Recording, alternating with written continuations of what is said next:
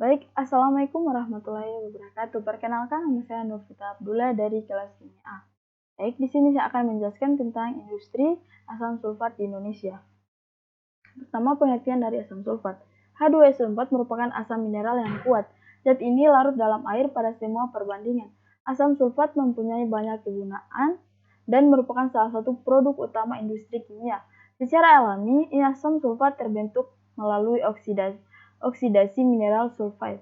Misalnya pada besi sulfida, yaitu pada asam tambang yang berasal dari air yang dihasilkan dari oksidasi, yang mana air dapat melarutkan logam-logam yang ada pada biji logam sulfida tersebut melalui membentuk uap awan yang beracun.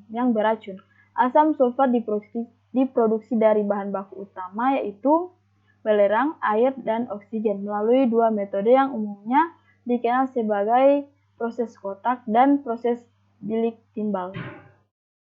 Komposisi dari bahan baku dari asam sulfat. Pertama, ada komponen dari belerang, titik didihnya 4044,6, titik leleh 120, berbentuk padatan dan berwarna kuning. Kedua, oksigen. Mempunyai titik didih min 183, titik keleleh min 2018,4, berbentuk gas dan tidak berwarna. Yang ketiga, vanadium pentaoksida. Mempunyai titik didih 1750, titik keleleh 800, berbentuk padatan dan berwarna kuning. 4. Air. Mempunyai titik didih 100, tidak mempunyai titik keleleh, berbentuk cairan, dan tidak berwarna. Nah, selanjutnya preparasi sampel.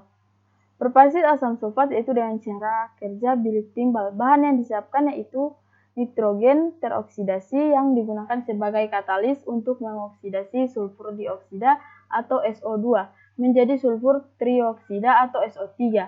Produk yang dihasilkan pada proses bilik timbal yaitu kisaran 77,98%.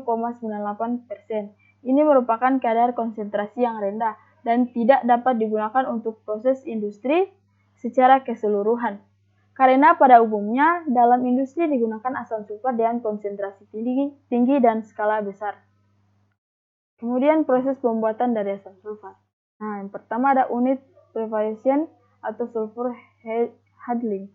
Belerang masuk pada kris untuk mengecilkan ukuran dan dimasukkan ke melter menggunakan konveyor. Sulfur dicairkan dengan panas stem atau stem coil yang dilengkapi dengan agitator. Kedua, SO2 generation. Cairan sulfur terbersih di storage tank kemudian disalurkan ke sulfur burner yang dibangun di bawah tanah dan dilengkapi steam coil pemanas. Kit ini dilengkapi juga dengan pompa sulfur tipe vertikal, mana pompa ini memompa sulfur cair ke dalam sulfur. Ketiga, SO2 conversion. Konverter terdiri dari 4 bed. 3 bed merupakan konverter tingkatan pertama, juga bed keempat merupakan konverter tingkatan kedua. Yang keempat yaitu SO3 absorption. Udara atmosfer dihisap dengan air blower melalui drying tower. Nah, masuk pada proses pengolahan limbah. Dalam produksi asam sulfat, tentunya bahan-bahan yang digunakan sebagai prekursor adalah bahan kimia, sehingganya bahan buangan dari produk itu disebut dengan limbah.